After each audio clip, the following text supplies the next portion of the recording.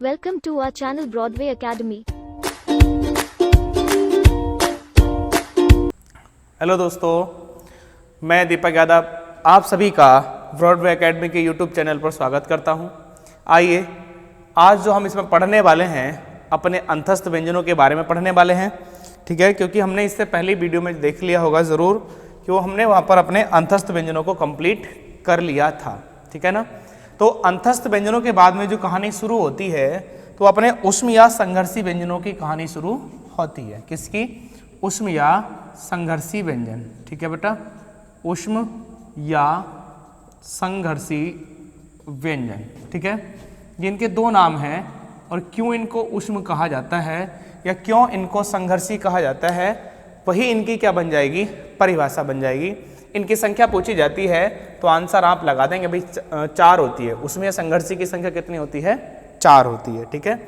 तो पहले बात करते हैं हम अपने इस की परिभाषा की हम बात करते हैं। जैसे कि आप सभी जानते हैं उष्म मतलब होता है हीट, गर्मी, ठीक है। और संघर्षी जो शब्द आपका बना है वो संघर्ष प्लस किससे बना है? तो संघर्ष प्लस ई से मिलकर के वो बना है। जैसा कि मैंने आपको पहले भी बताया था कि ई जो है वो संबंध कारक है, मतलब कि ये अरबी फारसी का संबंधवाचक प्रत्यय है जो किसी स्थान विशेष को दर्शाता है। जैसे नेपाल में रहने वाले को नेपाली बोल देते हैं, बंगाल में रहने वाले को बंगाली बोल देते हैं। ऐसे ही संघर्ष करने वाले को क्या बोलते हैं? संघर्षी व्यंजन कहा जाता है। संघर्ष करने वाले को अपने क्या कहते हैं? हम संघर्षी व्यंजन कहते हैं, ठीक है। तो इनको उष्म व्यंजन क्यों कहा जाता है? देखिए क्या होता है, जब हम इन व्यंजनों का उच्चारण करते हैं तो जीभ जो है वो अपनी सामान्य स्थिति से थोड़ा ऊपर उठ जाती है, थोड़ा ऊपर उठ जाती है।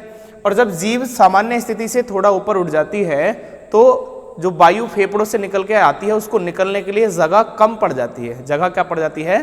कम पड़ जाती है। तो जब जगह कम होती है और वायु क्या है? अधिक आती है, वायु क्या आती है?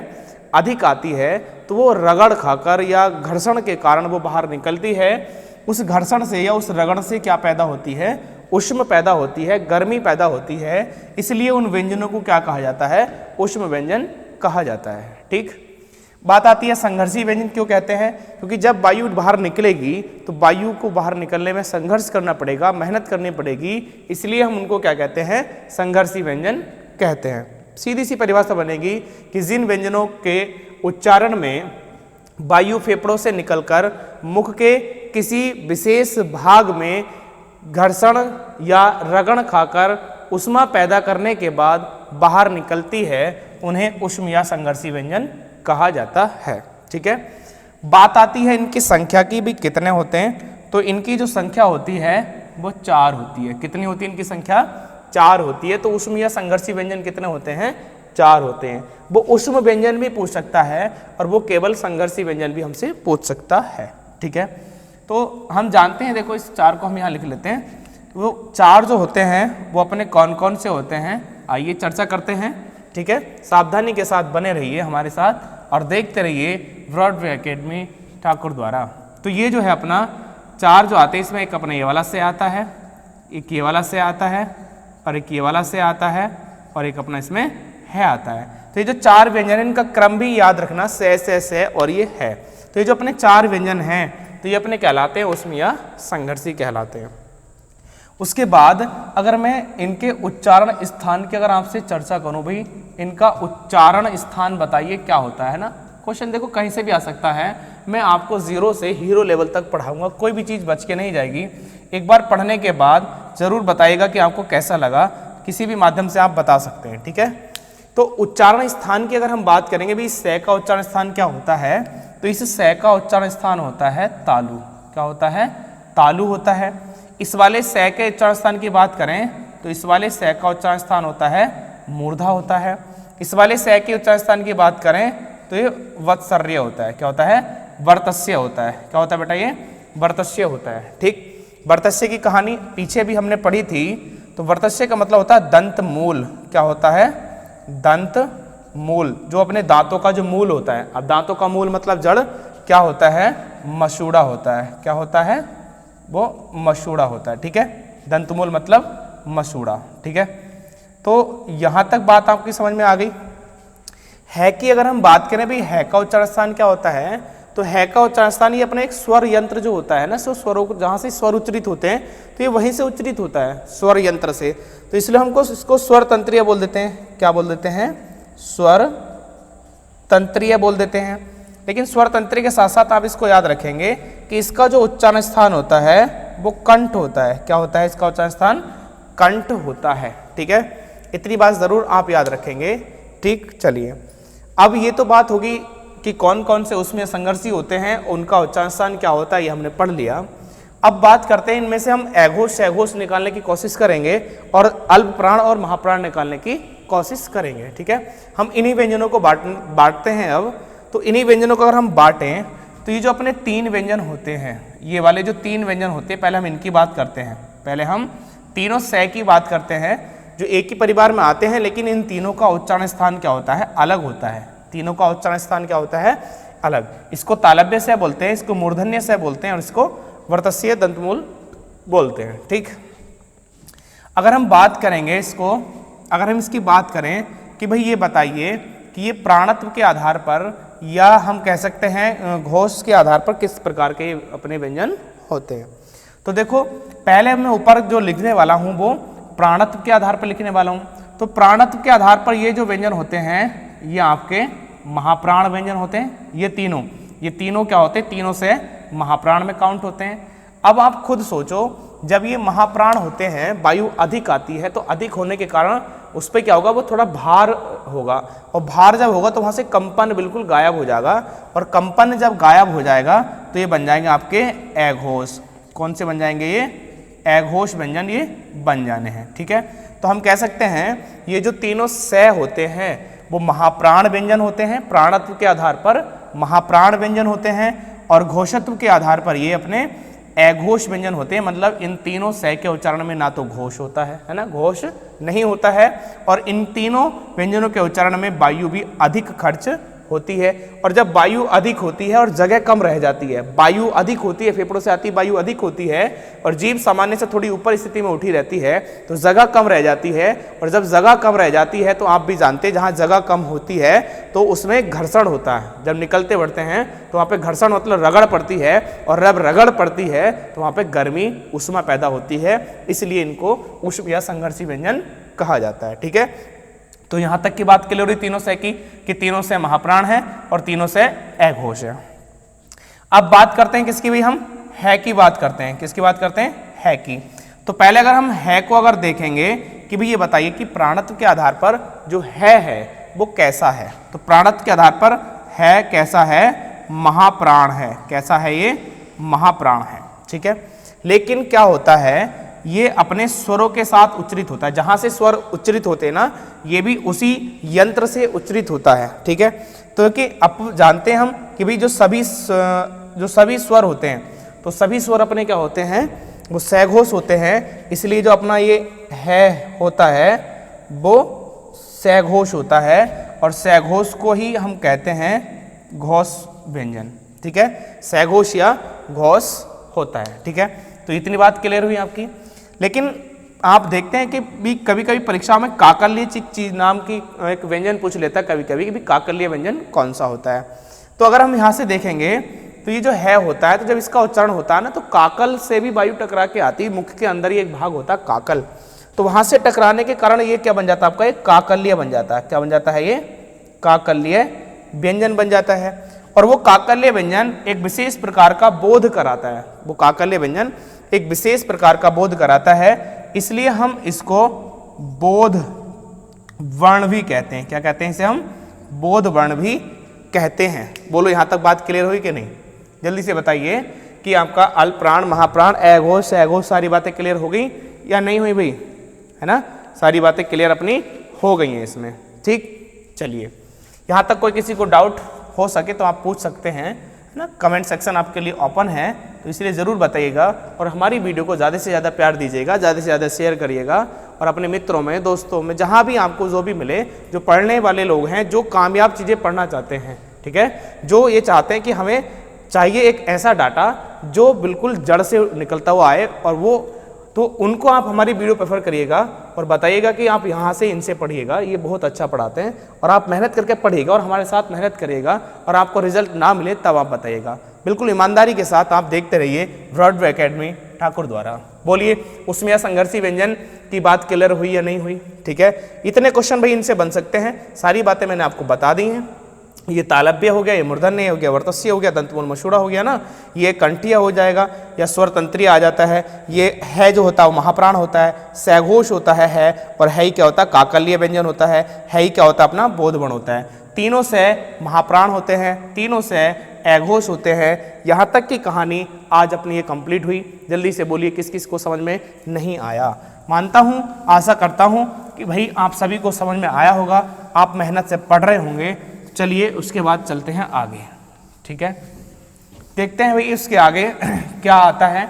तो देखते हैं भाई, हम जो इस कड़ी में हमने शुरू किया था व्यंजन पढ़ने की कड़ी में, तो हमने अपने स्पर्शी व्यंजन भी पढ़ लिए, और स्पर्शी व्यंजनों के बाद हमने उनमें अल्पप्राण महाप्राण भी हम उनको पढ़ चुके हैं, एघोष शैघोष भी हम उसमें पढ़ चुके हैं, और साथ ही क्या है कि हम अपने जो अंतस्थ व्यंजन थे वो भी कंप्लीट कर चुके हैं, और जो अपने आज हमने उसमें संघर्षी व्यंजन थे वो भी हम अपने कंप्लीट कर चुके हैं। ठीक है, मतलब हम 25 व्यंजन तो आपके स्पर्श वो पढ़ चुके हैं स्पर्शी वाले, और 4 व्यंजन हम अपने अंतस्थ पढ़ चुके हैं, और 4 व्यंजन आज हमने कौन से पढ़ लिए अपने ऊष्मीय संघर्षी वाले। तो हम कहना चाहेंगे 25 4 29 4 33, मतलब अपने जो मूल व्यंजन हैं वो आज कंप्लीट होते हैं। जो मूल व्यंजनों की संख्या पूछी जाएगी या परंपरागत व्यंजनों की संख्या जब पूछी जाएगी तो वो 33 होती है। तो 33 आज हमें अपने कंप्लीट कर लिए हैं, और इन्हीं 33 में से हमने सबको पढ़ लिया है। ठीक है, चलिए अब इन 33 के बाद संख्या बनती है 35, और 35 संख्या बनाने में जो योगदान देते हैं वो उच्छिप्त या द्विगुण व्यंजन होते हैं। तो अगला हेडिंग डाल लीजिएगा, उच्छिप्त या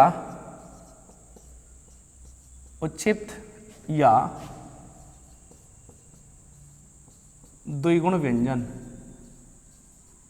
उच्छिप्त या द्विगुण व्यंजन। ठीक है भाई, चलिए इनकी चर्चा वो आज हम करते हैं, उच्छिप्त या द्विगुण व्यंजन की चर्चा हम करेंगे। ठीक है ना, देखिए भाई उच्छिप्त क्या होते हैं। देखो उच्छिप्त जो है वो शब्द बना है आपका उत प्लस सिप्त से बना है। किससे बना है?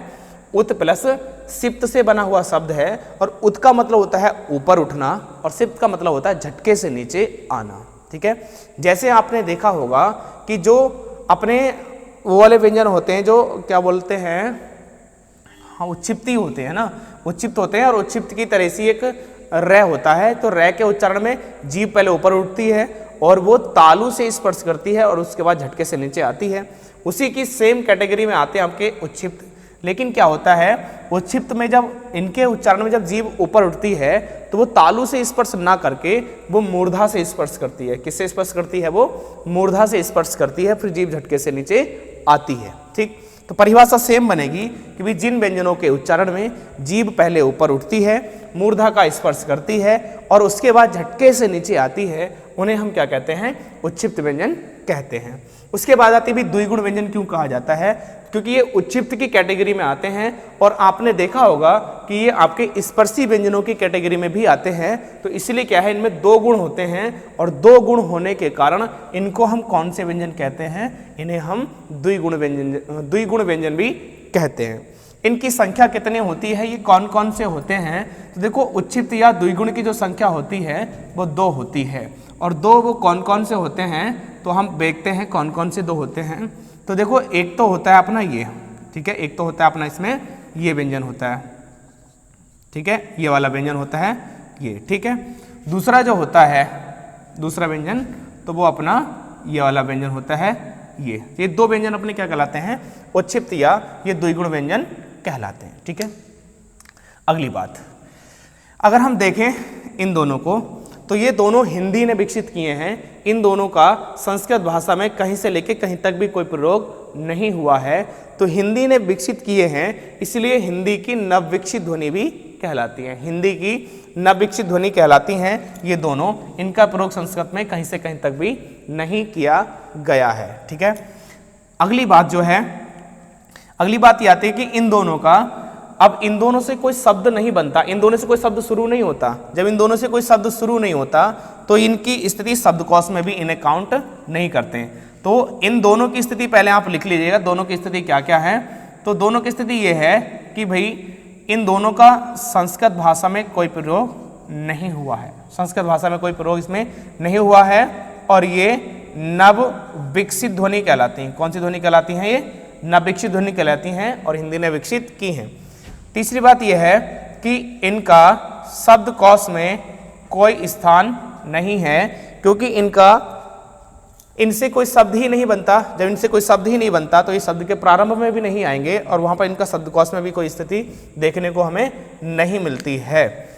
तीसरी बात ये आती है कि इनका शब्द में प्रारंभ में तो प्रयोग नहीं होता, लेकिन क्या है, इनका शब्द के बीच में जरूर प्रयोग हो सकता है। कहाँ पर हो सकता है? शब्द के बीच में। तो शब्द के बीच में या शब्द के अंत में ये आ सकते हैं, लेकिन शब्द के शुरू में ये कभी नहीं आ सकते। शब्द के शुरू में ये कभी नहीं आ सकते, ठीक है ना। चाहे तो आप लिख सकते हैं कि शब्द के शुरू में नहीं आते। तो शब्द के शुरू में ये कभी नहीं आते, और शब्द के शुरू में जब नहीं आते तभी ये शब्दकोश की स्थिति में नहीं आते। हिंदी ने विकसित किए हैं, नव विकसित ध्वनि इसलिए कहलाते हैं। संस्कृत में इनका प्रयोग कहीं से कहीं तक भी नहीं है। तो ये सारी बातें तो हुई इन दोनों से संबंधित, ठीक है। नोट कर लीजिएगा, स्क्रीनशॉट ले लीजिएगा, आपकी मर्जी है। वीडियो को भाई ज़्यादा से ज़्यादा प्रचार कर दीजिए करें वीडियो का, और इसे शेयर कर दिएगा, और ज़्यादा से ज़्यादा आप इसमें क्या है, जितना आप इसे देखेंगे इतना आपके अंदर क्या आएगा, निखार आएगा, आप अपनी मंजिल तक जरूर पहुंचेंगे। ऐसी मेरी ईश्वर से कामना है, और मैं ये दुआ करूंगा कि आप सभी लोग जरूर कामयाब हों और आप हमें भरपूर प्यार देते रहिएगा, ताकि हम भी अपनी मेहनत जो है, हमारी मेहनत भी आप तक पहुंच सके, और जो है हम भी किसी एक अच्छे प्लेटफॉर्म पर अपने लेवल को खड़ा कर सकें, ठीक है।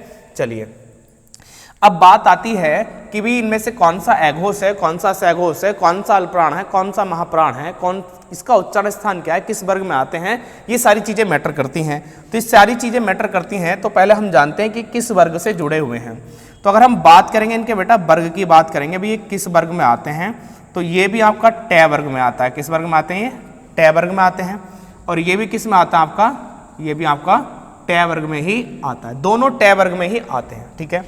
बात अगर करेंगे कोड की कि भी इनका कोड क्या है, बात किसी करेंगे कोड की, तो ये आपका ट वर्ग के तीसरे व्यंजन के रूप में बिहेव करता है, और ये ट वर्ग के चौथे व्यंजन के रूप में बिहेव करता है। तो इसका कोड हो गया 3 और इसका कोड हो गया 4, ठीक है। इसके बाद हम देख रहे होंगे कि भी अब ये बता दीजिए कि घोष के आधार पर हम इनकी स्थिति को कैसे पहचाने, कौन सा एघोष है, कौन सा सैघोष है।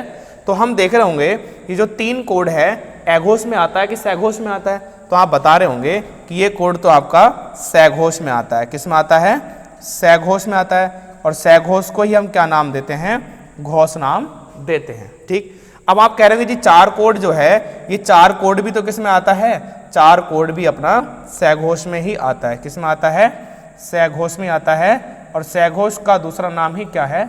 घोष भी है, ठीक। चलिए, अब हम जानकारी ले रहे होंगे कि भी प्राणत्व के आधार पर बता दीजिए कि प्राणत्व के आधार पर ये कौन सा है और वो कौन सा है। तो प्राणत्व के आधार पर देख रहे होंगे तो ये अपना तीसरा है, और तीसरा किस में आता है? अपना अल्प प्राण में आता है। किस में आता है? ये अल्प प्राण में आता है। जबकि जो 4 है वो किस में आता है? वो आपका महाप्राण में आता है। बोलो, यहाँ तक स्थिति क्लियर हुई? कॉर्ड से ये बातें अपनी निकलती थी जो मैंने आपको बता दी, ठीक है। चलिए, तो इतनी कहानी ये हुई। दोनों के प्रयोग में भी बहुत अंतर है, क्योंकि ये अल्पप्राण से आता है, ये महाप्राण से आता है। दोनों के प्रयोग में देखो अंतर क्या है। दोनों के अगर हम प्रयोग की अगर हम बात करें, दोनों के प्रयोग की अगर हम बात करें, अगर मान लो मैंने लिखा पढ़, ठीक है, या मैंने लिखा पढ़ना, लिखेंगे क्या लिखा मैंने? पढ़ना, ये वाला पढ़ना लिखा, और इस तरह मैंने क्या लिखा? पढ़ना लिखा। तो ये महाप्राण के कारण पढ़ना मतलब रीडिंग हो गया, रीड है ना, और ये पढ़ना मतलब लेंग, लेटना, ये पढ़ना हो गया। तो दोनों के प्रयोग में भी बड़ा अंतर आता है ना, ठीक। दोनों के प्रयोग को भी ध्यान रखेंगे। जैसे कि आप एक शब्द और देख सकते हैं, जैसे भी मैंने लिखा यहाँ पर बढ़ना, क्या लिखा यहाँ पर मैंने? बढ़ना, और यहाँ पर मैंने लिखा बढ़ना, क्या लिखा? बढ़ना, ठीक है। तो देखो ये जो बढ़ना हो गया तो कहीं घुस जाना, बढ़ गए, वो घुस गया अंदर, ठीक है, बढ़ना। और ये बढ़ना इंक्रीज होना, ये बढ़ना मतलब क्या हो गया, इंक्रीज होना। और ये किसी चीज में घुसना, जैसे कि ये चीज है, इसके अंदर ये चीज जाए तो उसमें घुसना। ठीक, तो इनके प्रयोग को भी हमें ध्यान से देखना है, इनके प्रयोग को भी हमें भैया पूरा ध्यान से देखना है। ठीक, तो ये बात इनकी हुई। चलिए अब आप जानते हैं भैया जब ये टै वर्ग में आते हैं, किस में आते हैं, टै वर्ग में आते हैं, तो इनके अगर उच्चारण स्थान की अगर बात की जाए, मैं साफ कर देता हूं, लिख लीजिए आप इसको, है ना। अगर इनके उच्चारण स्थान की अगर मैं बात करूं तो आपको वैसे समझ में आ गया होगा, जब ये टै वर्ग के हैं, कौन से वर्ग के हैं, ये टै वर्ग के हैं। ठीक है, तो ये टै वर्ग के हैं, तो इनका जो उच्चारण स्थान होगा, जो उच्चारण स्थान होगा, चलो इधर से लिखते हैं, उच्चारण स्थान जो होगा, ठीक है, तो इसका जो उच्चारण स्थान होगा वही इसका होगा, क्योंकि दोनों टै वर्ग के आते हैं, तो दोनों का उच्चारण स्थान होगा मूर्धा, और इसका भी उच्चारण स्थान क्या होगा, मूर्धा होगा। ठीक है, अब देखो ये टै वर्ग से उच्चरित होते हैं, और बता देते हैं, ये टै वर्ग से उच्चरित होते हैं, इसलिए इसे भी हम ओज वर्ण कहते हैं। क्या कहते हैं, ओज वर्ण कहते हैं, और इसे भी हम क्या कहते हैं, औज वर्ण की कैटेगरी में हम इसे रखते हैं। बोलो सारी बातें क्लियर हुई हैं नहीं हुई भैया, जल्दी से बता दीजिएगा। ठीक है, तो ये हुई अपनी किसकी, उच्छिप्त या द्विगुण व्यंजनों की कहानी। ठीक है, चलिए खत्म होता है ये वाला, है ना, उच्छिप्त का। तो संख्या 35 भी आपको समझ में आ गई, क्योंकि इन दोनों को जोड़ के ही संख्या क्या बनती है आपकी, 35 बनती है। क्या बनती है आपकी संख्या, 35 बनती है। आगे जो अब हम पढ़ने वाले हैं, तो आगे हम पढ़ेंगे अब आगत या गृहीत या विदेशज व्यंजन। ठीक है, आगत या गृहीत या विदेशज व्यंजन। ठीक है, चलिए, क्योंकि इनके जुड़ने से संख्या कितनी बन जाती है, तो इनके जुड़ने से संख्या आपकी बन जाती है 37। देखिए, आगत का शाब्दिक अर्थ होता है आया हुआ। क्या होता है, आया हुआ, आगत विशेषण है, आया हुआ। ठीक है, तो कह सकते हैं जो व्यंजन दूसरी भाषाओं के प्रभाव से आए हुए हैं उन्हें हम क्या कहते हैं, आगत व्यंजन कहते हैं। एक परिभाषा ये हो गई। दूसरी अगर हम बात करेंगे कि गृहीत व्यंजन कौन से होते हैं, तो गृहीत का मतलब होता है ग्रहण किया हुआ, ग्रहण किया हुआ। ठीक है ना, ग्रहण किया हुआ। तो जिन व्यंजनों को हमने दूसरी भाषाओं के प्रभाव से ग्रहण किया है तो उनको हम क्या बोलेंगे, गृहीत व्यंजन बोलेंगे। और विदेशज का मतलब है विदेश में जन्मा। विदेशज का मतलब क्या है, विदेश में जन्मा, ये इसका अर्थ है, विदेश में जन्मा। तो हम कह सकते हैं जो विदेश में जन्मे सब मतलब व्यंजन हैं और वो किसी भी प्रभाव से अपनी भाषा में आकर के प्रयुक्त होने लगे हैं, इसलिए हम उनको क्या कहते हैं, विदेशज व्यंजन कहते हैं। क्योंकि आप सभी जानते हैं कि भाषा परिवर्तनशील है। भाषा कैसी है, परिवर्तनशील है। इसमें अपने नए नए शब्द या नए नए अपने वर्ण आते रहते हैं, और जिनका प्रयोग हम नहीं करते हैं वो अपने क्या होते रहते हैं, वो अपने जाते रहते हैं, या कह सकते हैं वो लुप्त होते रहते हैं। ठीक है, ये तो हमने जानी इनकी परिभाषा। चलिए बात करते हैं भैया ये इनकी संख्या क्या होती है। देखो बेटा, इनकी संख्या में आपको बहुत ज़्यादा मतभेद मिलेगा। आप बिल्कुल ध्यान से पढ़िएगा, कहीं से भी आप पढ़ें डेटा को जरूर चेक कर ले, है ना, कि उसने सही पढ़ाया कि गलत पढ़ाया। आप कहीं से भी चेक कर लीजिएगा। आगत या गृहीत या विदेशज व्यंजनों की संख्या आपसे अगर पूछेगा तो आप बेझिझक होकर कितने लगाइएगा, 2 लगाइएगा। कितने लगाओगे आप, 2। और ये जो 2 होंगे वो 2 कौन कौन से होंगे, देखिएगा। ये जो 2 होंगे तो एक तो होगा आपका इसमें ये ज़, क्या होगा, ये ज़ होगा, और एक जो होगा ये इसमें भैया अपना इसमें फै होगा। ठीक है, एक ये फै। ठीक, चलिए, तो एक ये हुआ ज़, ये वाला ज़ हो गया, है ना, और ये जो हो गया अपना ये फै हो गया। ठीक, बात करते हैं ये किस वर्ग में आते हैं, किस वर्ग में आते हैं। इनके वर्ग की अगर हम बात करें तो ये आप जानते हैं कि ये चै वर्ग से संबंधित है। किससे संबंधित है, चै वर्ग से।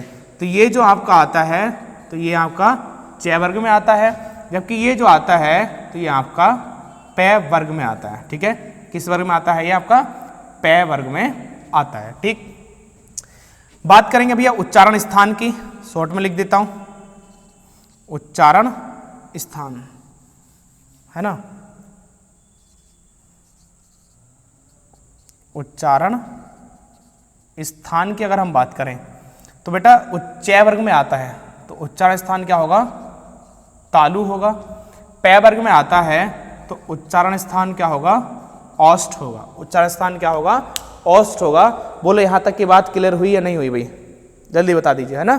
चलिए, तो वर्ग अपने देख लिए, भी च वर्ग में आता है, ये अपना पै वर्ग में आता है। बात करेंगे भी इसका कोड क्या बन के आता है। अभी कोड, तो कोड कुछ नहीं है, ये अपना उसी जय का स्थान लेता है और जय का कोड क्या होता है अपना 3, और ये अपना पै वर्ग में फै का ही स्थान लेता है। और फै कौन से नंबर पे आता है, पै फै, तो यहाँ अपने दूसरे नंबर पे आता है, तो इसका कोड क्या हो गया, 2 हो गया। कोड क्या हो गया इसका, 2। अब अगर हम बात करें कि भी अगर हम इसको घोष के आधार पर देखें कि ये भी अघोष है, सघोष है, अल्पप्राण है, महाप्राण ऐसे बांटेंगे, तो घोष तो ये बताओ किस में आता है, अघोष में, सघोष में। तो बेटा ये आता है आपका किस में आता है, तीसरा कोड किस में आता है आपका, सघोष में आता है। किस में आता है ये, सघोष। और सघोष को ही क्या कहा जाता है, घोष कहा जाता है। अगर हम बात करेंगे इसकी तो ये आपका आता है अघोष में आता है। किस में आता है ये, अघोष में आता है दूसरा कोड। ठीक, चलिए आगे बात करते हैं हम प्राणत्व की। अगर हम बात करें कि भी प्राणत्व में कैसे आता है, तो देखो बताओ तीसरा कोड किस में आता है, अल्प प्राण में आता है कि महाप्राण में, तो ये अपना अल्प प्राण में आता है, अल्प प्राण में आता है। ठीक है भाई, चलिए अल्प प्राण में आ गया, तो ये किस में आएगा, तो ये अपना आता है महाप्राण में आता है। ठीक है, किस में आता है, ये महाप्राण में आता है। बोलो यहाँ तक की बात क्लियर हो गई। चलिए ठीक, तो मैं इसको अब साफ करता हूँ, और भी इसमें जो चीजें हैं वो मैं आपको बताता हूँ, देखो क्या क्या चीजें हैं। ठीक है, इतने बिल्कुल क्लियर हो गई। चलिए मैं इसको साफ कर देता हूँ। तो अल्पप्राण, महाप्राण हमने इसमें जान लिया, है ना, अघोष सघोष हमने इसमें जान लिया। अब हम जो चर्चा करते हैं इनके अतिरिक्त कभी कभी अगर मान लीजिए ये ऑप्शन में से नहीं मिलता है तो इनके अतिरिक्त हमें मिलेंगे, एक तो मिलेगा अपने को कै, और एक मिलेगा ख, और एक मिलेगा ये ग। तो ये भी अपने किस कैटेगरी में आते हैं, ये हिंदी ने विकसित किए हैं, तो ये भी अपनी आगत की कैटेगरी में आते हैं, लेकिन ये इनके बाद की कैटेगरी में आते हैं। ये पहले आते हैं और ये कहाँ पर आते हैं, बाद में आते हैं। ठीक है, तो इनके कोड की अगर बात करेंगे तो 1, 2 और इसका 3 होगा, और बाकी अघोष सघोष अल्पप्राण महाप्राण हम इसी कोड में हम बांट सकते हैं। ठीक है, इनके नाम की अगर हम बात करेंगे, इनको और क्या कहते हैं, तो नाम की अगर हम इनके बात करें और इनके क्या क्या नाम हो सकते हैं, तो इनके तल में बिंदु लगा है। कहाँ पर लगा है, तल में बिंदु लगा है, तो इसलिए हम इनको तल बिंदु वर्ण भी नाम देते हैं। ठीक है, अब इसी को अगर आप अरबी फारसी में अगर जाएंगे तो अरबी फारसी में जाने के बाद हम बोलेंगे तो इसको बोलते हैं हम नुक्ता। क्या बोलते हैं इसको, नुक्ता। तो इनको हम क्या नाम देते हैं, नुक्ता वर्ण भी नाम देते हैं। ठीक है, अब तल बिंदु या नुक्ता वर्ण भी देते हैं, लेकिन ये जो सुझाव दिया था कि इनमें थोड़ा सा भी अंतर हो जाएगा, कि जो नुक्ता का जो सुझाव दिया है, जो तल बिंदु का जो सुझाव दिया था, ये जो सुझाव हमें दिया गया था, कि ये सुझाव किसने दिया था, तो ये सुझाव दिया था राजा शिव प्रसाद सितारे हिंद ने। किसने सुझाव दिया, राजा शिव प्रसाद सितारे हिंद ने। राजा शिव प्रसाद सितारे हिंद ने ये हमें सुझाव दिया था कि भी इनके नीचे आप क्या लगा लीजिए, कि इनके नीचे आप तल बिंदु या नुक्ता लगा लीजिए। तो ये सुझाव जो दिया था वो राजा शिव प्रसाद सितारे हिंद ने सुझाव दिया था। ठीक है, ये बात आप समझ पाए होंगे। चलिए भी आगे हम देखते हैं इसमें। हाँ भाई, तो यहाँ तक की बात क्लियर हुई कि ये सुझाव किसने दिया था, राजा शिव प्रसाद सितारे हिंद ने सुझाव दिया था। इनको भी हम इसी कैटेगरी में रखते हैं। ठीक, देखो इनका एक नाम और आ सकता है, कभी भी इनको अलजिबा वर्ण भी बोलते हैं। क्या बोलते हैं इन्हें, अलजिबा वर्ण भी बोलते हैं, अलीजिबा, अलीजिबा वर्ण भी इन्हीं को बोला जाता है ना, अलीजिबा वर्ण भी हम इन्हीं को बोलते हैं। ठीक है, चलिए ये तो इनके नामों के बारे में हमने जान लिया, जो एक्स्ट्रा नॉलेज थी वो हमें इसमें मिल चुकी है। भाई इस वाले जय में और उस वाले जय में क्या अंतर है, एक बात और जान लेते हैं।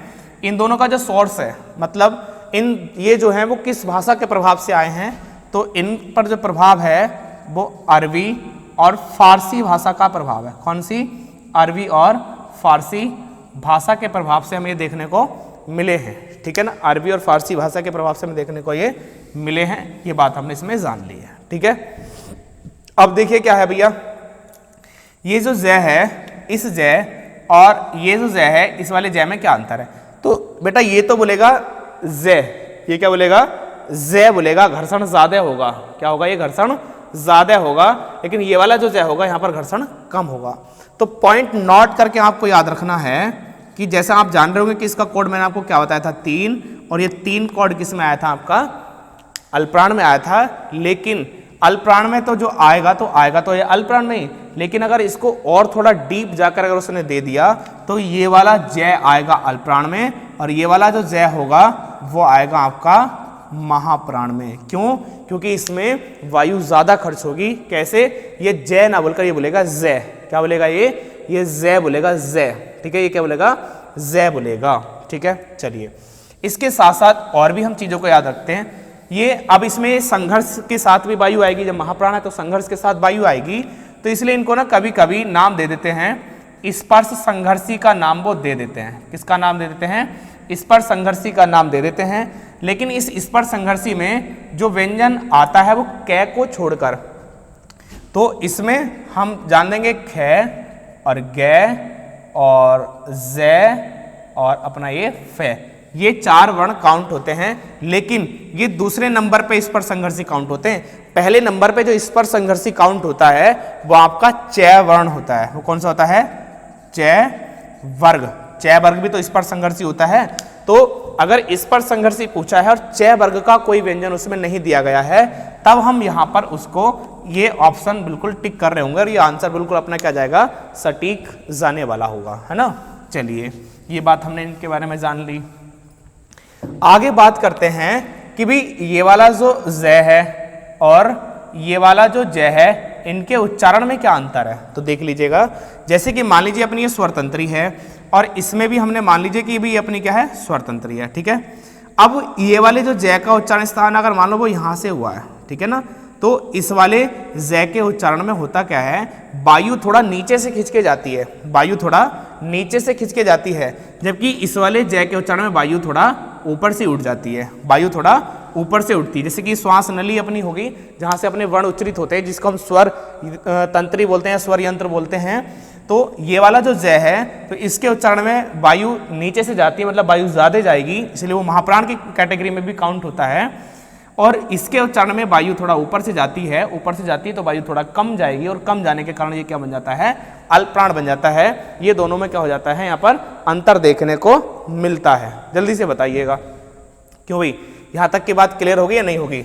चलिए आज के लिए इतना ही रहने देते हैं, और इससे आगे हम मिलते हैं अपनी नेक्स्ट वीडियो में। तब तक के लिए आप देखते रहिएगा ब्रॉडवे एकेडमी ठाकुर द्वारा, और वीडियो को ज़्यादा से ज़्यादा शेयर करना ना भूलें, और चैनल को सब्सक्राइब कर लें, और वीडियो को लाइक करें। जय हिंद, जय भारत।